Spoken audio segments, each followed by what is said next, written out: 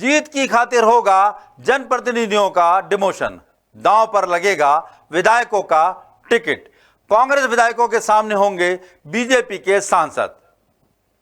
नमस्कार, मैं हूं हरीश देवेकर और आप देख रहे हैं न्यूज स्ट्राइक। मध्य प्रदेश के चुनावी समर में सत्ता और संगठन की खामियों का नतीजा बीजेपी के सांसद भुगतेंगे।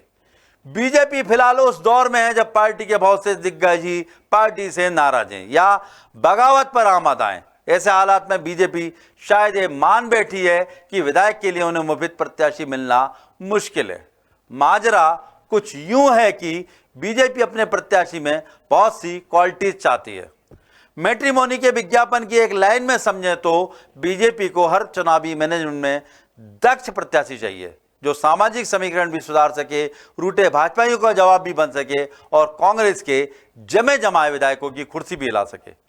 अब यह गुण पुराने विधायकों में नहीं मिल रहे, तो बीजेपी ने अब सांसदों पर दांव खेलने का मन बना लिया है। बीजेपी विधायकों की नाकामी का डर अब सांसदों की मुश्किलें बढ़ाने जा रहा है। पार्टी अब अपने ही सांसदों से कुर्बानी मांगने के मूड में। लोकसभा चुनाव से चंद महीने पहले सांसदों को विधानसभा चुनाव के रण में कूदना, बतौर स्टार प्रचारक या प्रचारक नहीं बल्कि प्रत्याशी बनकर।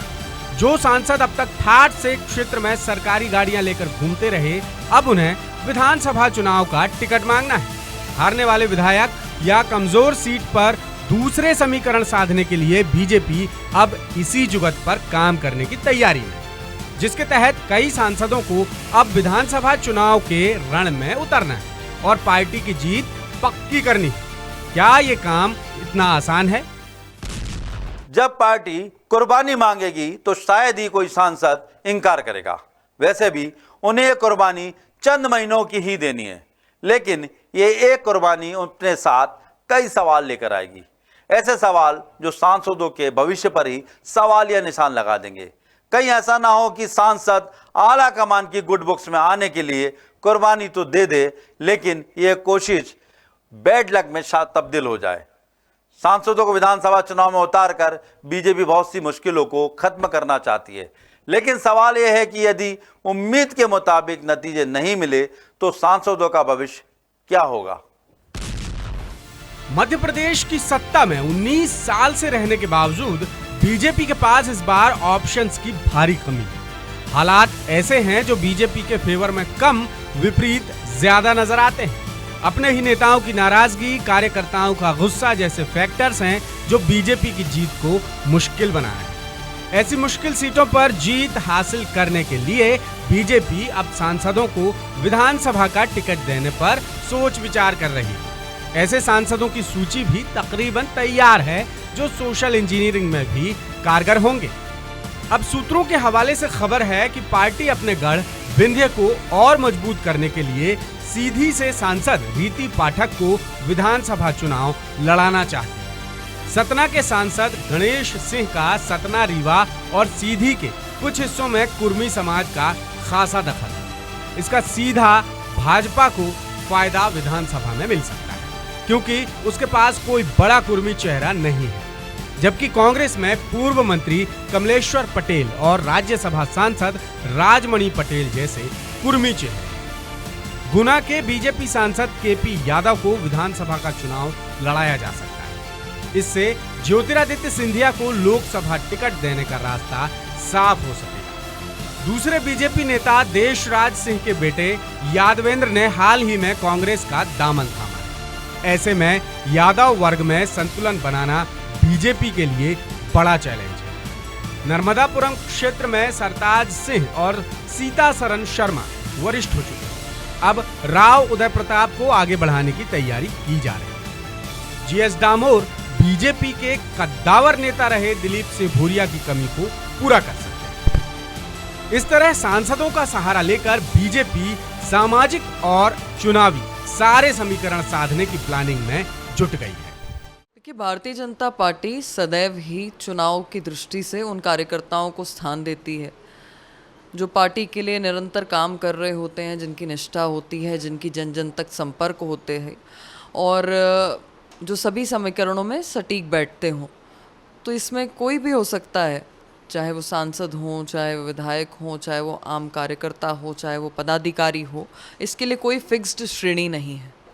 अपार समर्थन मिल रहा है और इस बार आप देखेंगे कि 200 पार का नारा जो माननीय मुख्यमंत्री जी ने दिया है, उसको हासिल करने में भारतीय जनता पार्टी सफल होगी और वो धरातल पर नजर आएगा। साल 2019 में दिग्विजय सिंह को हराने वाली प्रज्ञा भारती को नई जिम्मेदारी सौंपी जा सकती है। हिंदुत्व का चेहरा बन चुकी प्रज्ञा को लाहौर से टिकट देने पर विचार हो सकता है, ताकि वो अब तक बीजेपी के हाथ से दूर रही नेता प्रतिपक्ष डॉक्टर गोविंद सिंह की सीट पर उन्हें टक्कर दे सके। लाहौर में ये पैंतरा कितना काम आता है, ये भी देखने वाली बात होगी। देखिए, आप इतने विज्ञापन देख रहे हैं, रोज एक बड़ा बड़ा विज्ञापन अखबारों में आ रहा है। मोदी जी का चेहरा बड़ा, मोदी जी, अब शिवराज छोटे हो गए, मोदी जी के नाम पे चुनाव। क्योंकि देखिए, एक बात बच्चा भी जानता है कि 2018 के विधानसभा के चुनाव में इसी शिवराज के चेहरे को जनता ने नकार दिया था। बीजेपी की सरकार गई, कांग्रेस की बनी थी। उस चेहरे को, एक बार नकारी हुई चीज़ को मध्य प्रदेश की जनता कभी वापस पसंद नहीं करती।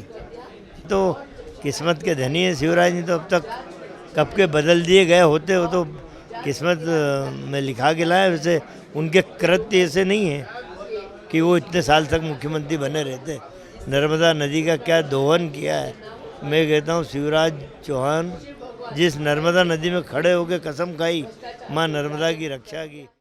अब खबर तो यहाँ तक है कि कुछ सांसद ही विधायक का चुनाव लड़ने में दिलचस्पी दिखा रहे हैं, लेकिन जमीनी हालात देखते हुए ये किसी बड़े रिस्क से कम नजर नहीं आता। बीजेपी के ही इंटरनल सर्वे और चंद नेताओं की रिपोर्ट में बीजेपी के जमीनी हालात खराब नजर आए। ऐसे में सांसद अगर जीत की चुनौती लेकर मैदान में उतरते हैं लेकिन हार जाते हैं, तो इसका असर यकीनन लोकसभा चुनाव में उनकी दावेदारी पर नहीं पड़ता। विधानसभा चुनाव हारने के बाद लोकसभा का टिकट देने से पहले क्या कुर्बानी मांगने वाले दिग्गज नेता ही ये सवाल नहीं करेंगे कि आपको टिकट क्यों दिया जाए? हाँ, ये बात सही है कि लोकसभा चुनाव और विधानसभा चुनाव में जमीन आसमान का अंतर है, और लोकसभा में तो बीजेपी के पास पीएम मोदी का चेहरा भी है। उसके बावजूद इस हार का असर आगे नहीं पड़ेगा, इसकी क्या गारंटी है? देखिए, मुझे नहीं लगता कि सांसदों का कोई असर विधानसभा चुनाव में पड़ेगा। 2-4-5 सांसद मान लीजिए उतार भी दिए, 2-4-5 सीटों पर असर पड़ जाएगा, उससे सरकार बनती बिगड़ती नहीं है। भाजपा ने अभी नारा दिया है 200 पार का, पिछली बार भी दिया था, अमित शाह जी आए थे तो पिछली बार उन्होंने 200 पार का, अब की बार 200 पार का नारा दिया था। इस बार भी 200 पार का नारा दिया है राहुल गांधी की 150 के जवाब में। तो ये तो नारे हैं, नारे में जो बोला जाता है वैसा होता तो है नहीं। और सांसदों को टिकट देने का बहुत कोई असर पड़ेगा ऐसा नहीं लगता है। हाँ, प्रज्ञा ठाकुर चूँकि भिंड जिले से हैं और वहाँ लाहौर में गोविंद सिंह खिलाफ उनको जाके लड़ाते हैं, तो गोविंद सिंह पे असर पड़े चाहे ना पड़े, लेकिन कुछ हिंदू वोटर पे असर प्रज्ञा ठाकुर के उस अंचल में लड़ने का पड़ सकता है। अब देखना ये है कि ये पुराने चावल बीजेपी के लिए चुनावी बिरयानी का जायका बरकरार रख पाते हैं या नहीं। और इसी मुद्दे से जुड़ा हमारा आज का सवाल कि क्या 2018 में हारी हुई सीटें जिता पाएंगे बीजेपी सांसद? क्या शिवराज के लिए फायदेमंद होगा ये दांव? आपके पास 3 विकल्प, पहला हाँ, दूसरा नहीं और तीसरा कह नहीं सकते। इस सवाल का जवाब आप हमारे तमाम सोशल मीडिया अकाउंट्स यानी फेसबुक, यूट्यूब, इंस्टाग्राम और ट्विटर पर दे सकते हैं। और पिछली बार हमने आपसे पूछा था कि क्या पट्टावाद से ऊपर उठकर टिकट वितरण में सख्त फैसले ले सकेंगे कमलनाथ? इसके जवाब में 70% लोगों ने कहा हाँ, 26% लोगों ने कहा नहीं और 4% लोग बोले कह नहीं सकते।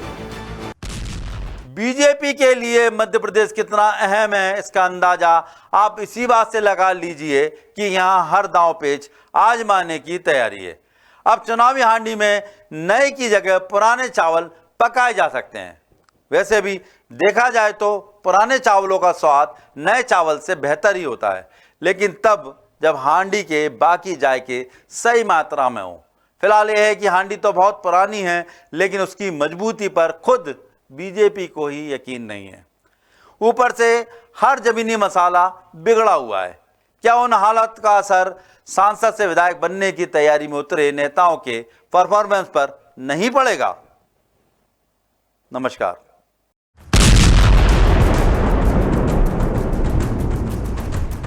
द सूत्र की खबरों को देखने के लिए प्ले स्टोर और एप्पल स्टोर से डाउनलोड करें हमारा ऐप द सूत्र।